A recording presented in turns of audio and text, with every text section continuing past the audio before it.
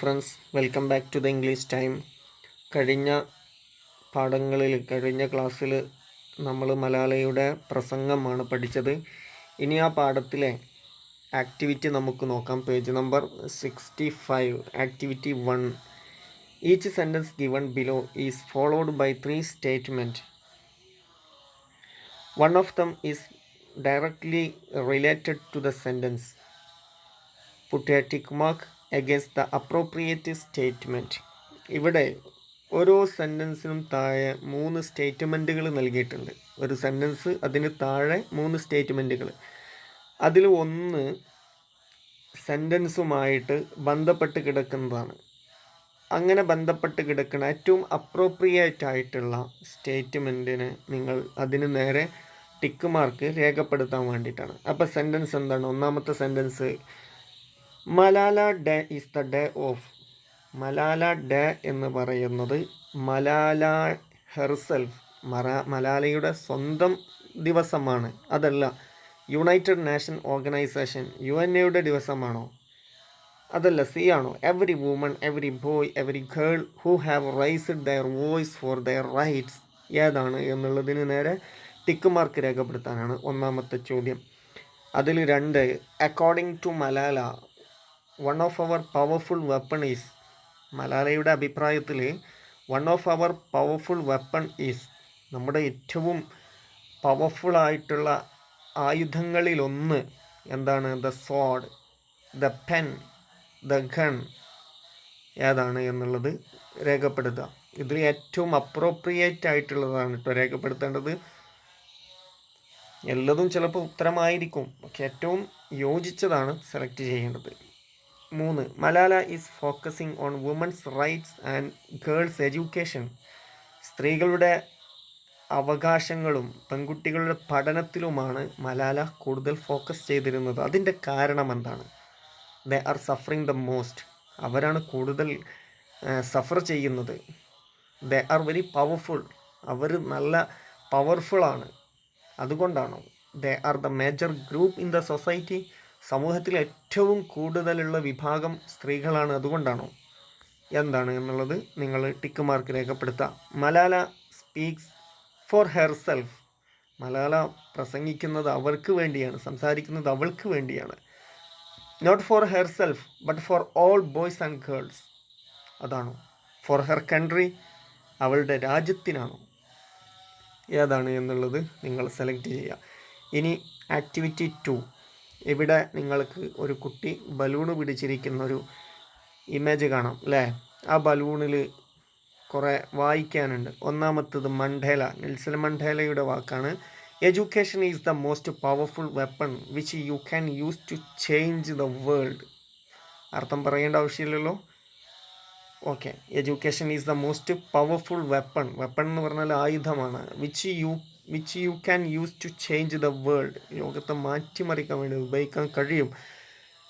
Terrorism has no nationality, no religion. അടുത്തെന്താണ്? Always remember you have within you the strength, the patience and the passion to reach for the star to change the world.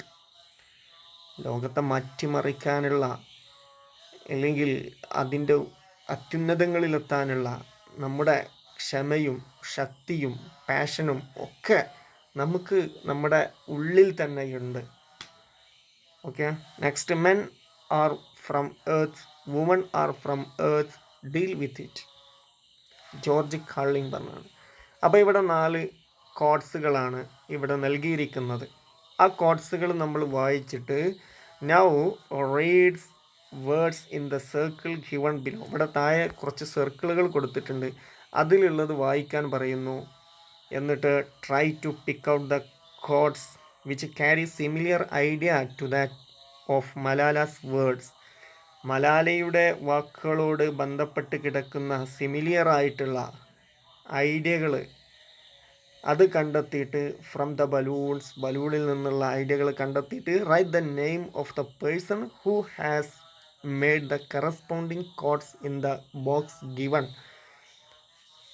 ആ മലാലയുടെ ആശയം, അല്ലെങ്കിൽ മലാല പറഞ്ഞിട്ടുള്ള, അല്ലെങ്കിൽ ഈ famous codes അതിനോട് സിമിലിയറായിട്ട് മലാല പറഞ്ഞിട്ടുള്ളത് ഏതൊക്കെയാണ്, അതിൻ്റെ ആളുകൾ ആരാണ്, ആ കോട്സിനെ പ്രതിനിധീകരിക്കുന്ന വ്യക്തികൾ ആരാണ്, അവരുടെ പേരെഴുതാനാണ്. അപ്പോൾ മലാലയുടെ ഒരു വാക്കാണ് we call upon all governments to fight against terrorism and violence. അത് ആരിൽ നിന്ന് കിട്ടിയതാണ്? അതിനോട് ബന്ധപ്പെട്ടത് എന്താണ്? Terrorism has no nationality nor religion, അല്ലേ? അപ്പം അയാളുടെ പേര് എഴുതാം.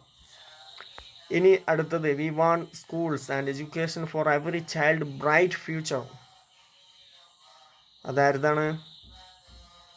Education is the most powerful weapon which you can use to change the world. ഇനി a deal that does against the dignity of woman and their rights is unacceptable. We call upon our sisters around the world to embrace the strength within themselves.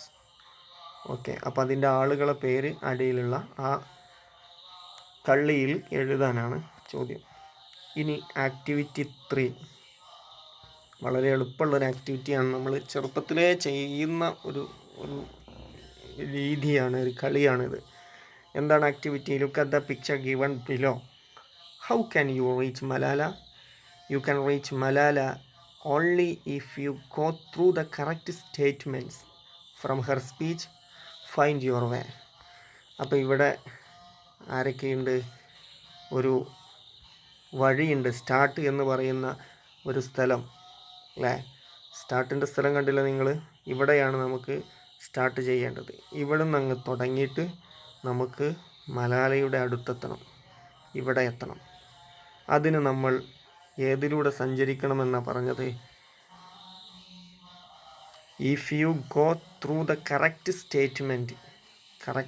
സ്റ്റേറ്റ്മെൻറ്റിലൂടെ from her speech, അവളുടെ പ്രസംഗത്തിലെ correct പോയിൻറ്റ്സിലൂടെ സഞ്ചരിച്ചാൽ അവളുടെ അടുത്തെത്താൻ പറ്റും. അപ്പോൾ നമുക്ക് ഇതിലുള്ള എന്തെല്ലാം സ്റ്റേറ്റ്മെൻറ്റുകൾ നോക്കാം. നമ്മുടെ സ്റ്റാർട്ടിംഗ് പോയിൻ്റ് ഇവിടെയാണ്, ആ സ്റ്റാർട്ടിംഗ് പോയിൻ്റ് ഇവിടെയാണ്. ആ സ്റ്റാർട്ടിംഗ് പോയിൻ്റിൽ നിന്ന് അവിടെ എന്തുണ്ട്? Malala day is my day. അത് മലാലയുടെ സ്റ്റേറ്റ്മെൻ്റ് ആണോ? യോജിക്കും അതിനോട്? ഇല്ല. അപ്പം നമുക്ക് ഏതിലെ പോകാം?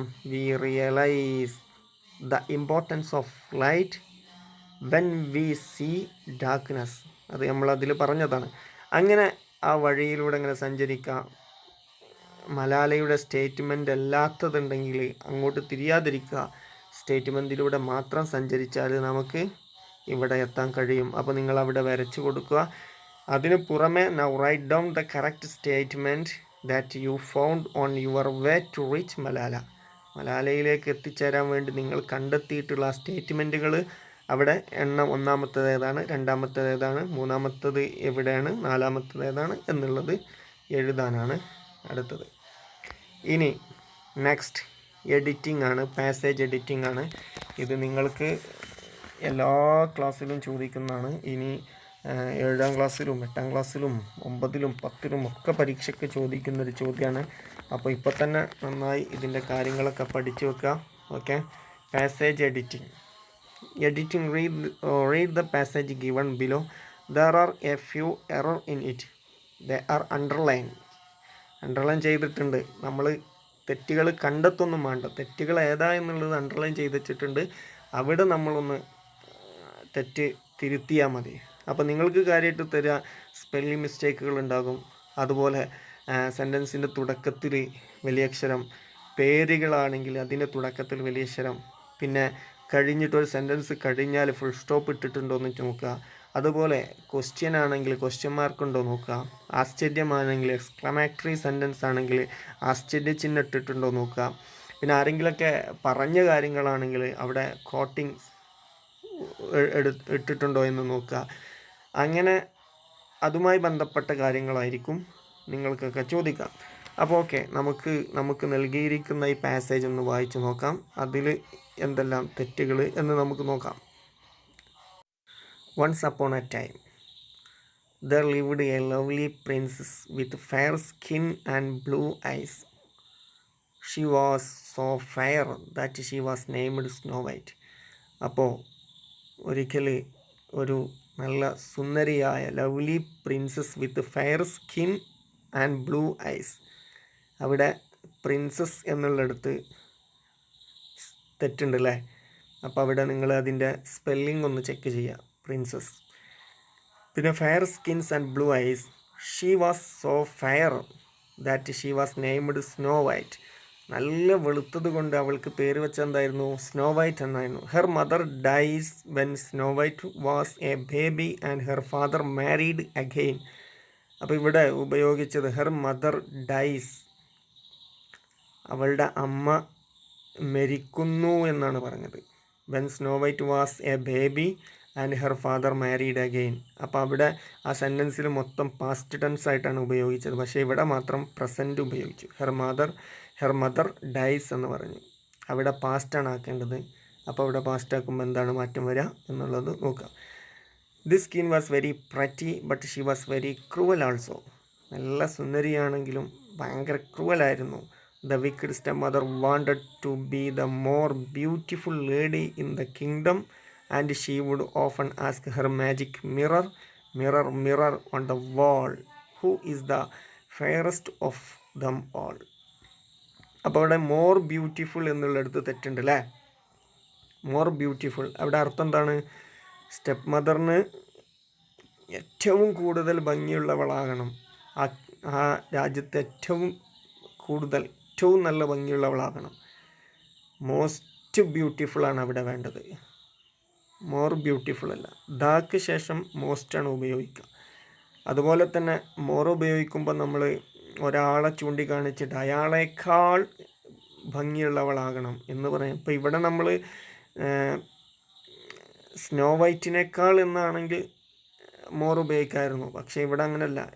ലോകത്ത് തന്നെ ഏറ്റവും നല്ല ഭംഗിയുള്ളവർ, ഒരു സമൂഹത്തെ, ഒരു വിഭാഗത്തെ, ഒരാളേക്കാൾ എന്നുള്ളത് മോർ ഉപയോഗിക്കാം. ഇവിടെ മോസ്റ്റാണ് വേണ്ടത്, മോസ്റ്റ് ബ്യൂട്ടിഫുൾ. പിന്നെ അതിന് ശേഷം എന്തുണ്ട്? Mirror mirror on the wall, who is the fairest of them all. അവിടെ അതെന്താണ്? അവിടെ ക്വസ്റ്റ്യൻ ആണ് അല്ലേ? ക്വസ്റ്റ്യൻ ആവുമ്പോൾ അവിടെ എന്താണ് വേണ്ടത്? അവസാനം ഫുൾ സ്റ്റോപ്പ് ആണോ വേറെ എന്തെങ്കിലും ആണോ? അത് റെഡിയാക്കുക. And the magic mirror would say you are your majesty, but one day the mirror replied Snow White is the fairest of them all. The wicked queen was very angry. What a fair lady is Snow White. അവിടെ ഒരു ആശ്ചര്യമാണ്. അപ്പോൾ അവിടെ ഒരു ചോദ്യരൂപത്തിലാണ് വന്നിട്ടുള്ളത്. അപ്പോൾ അങ്ങനെ അവിടെ correct ആക്കേണ്ടത് what a fair lady Snow White is. Is എന്നുള്ളത് മുമ്പിലല്ല വേണ്ടത്, അവസാനമാണ് വേണ്ടത്. സ്നോ വൈറ്റ് ഈസ്, മറ്റത് ഈസ് മുമ്പിൽ വന്നാൽ അത് ചോദ്യമാകും. Okay. She become jealous of Snow White and ordered her huntsman to take Snow White to the forest and kill her. അങ്ങനെ നമ്മുടെ സ്റ്റെപ്പ് മദറിന് അസൂയം ഉണ്ടായിട്ട് അവളെ കാട്ടിൽ കൊണ്ടുപോയി കൊല്ലാൻ പറഞ്ഞു. I want you to bring back her heart. അവളുടെ ഹൃദയം തിരിച്ചു കൊണ്ടുവരണം. She ordered. But when the headman reached the forest with Snow White, he took pity on her and set her free. എന്നാൽ കാട്ടിലെത്തിയപ്പോൾ ആ സ്റ്റെപ്പ് മദറിന്, ആ ഹഡ്സ്മാൻമാർക്ക് അവർക്ക് എന്ത് ചെയ്തു? ദയ തോന്നിയിട്ട് അവളെ അവിടെ വിട്ടു. എന്നിട്ട് ഹീ കിൽഡ് എ ഡീർ. ഒരു മാനിനെ കൊന്നു. മാനാണ്, മാനിൻ്റെ വാക്ക് ഡീർ എന്നുള്ളത് ഉപയോഗിച്ചത് ഇങ്ങനെ തന്നെയാണോ എന്ന് നോക്കുക. ഡീർ ഇങ്ങനെ തന്നെയാണോ എഴുതൽ എന്ന് നോക്കുക. And took its heart to the wicked queen and told her that he had killed Snow White and Snow White wandered in the forest. അങ്ങനെ അവരെന്ത് ചെയ്തു? ആ മാനിനെ കൊന്നിട്ട് അതിൻ്റെ ഹൃദയമെടുത്ത് കൊണ്ടുവന്ന് കൊടുത്തു. സ്നോ വൈറ്റ് ആ സമയത്ത് Snow White wandered in the forest all night crying. Snow White ആ കാട്ടിലിങ്ങനെ അലഞ്ഞു തിരിഞ്ഞ് നടന്നു, കരഞ്ഞുകൊണ്ട് അലഞ്ഞു തിരിഞ്ഞ് നടന്നു. ഈ പാസേജ് എഡിറ്റ് ചെയ്യാൻ വേണ്ടിയിട്ടാണ്. അപ്പോൾ അത് കറക്റ്റാക്കുക. എവിടെയൊക്കെ തെറ്റുള്ളത് എന്ന് പറഞ്ഞിട്ടുണ്ട്, അതൊന്ന് നോക്കിയിട്ട് കറക്റ്റാക്കുക. ഓക്കെ. ഇതാണ് ഈ പാഠത്തിലുള്ള വർക്കുകൾ. കൃത്യമായി ചെയ്യുക. എന്നിട്ട് എനിക്ക് ഫോട്ടോ വിട്ടുതരാം. Thank you very much.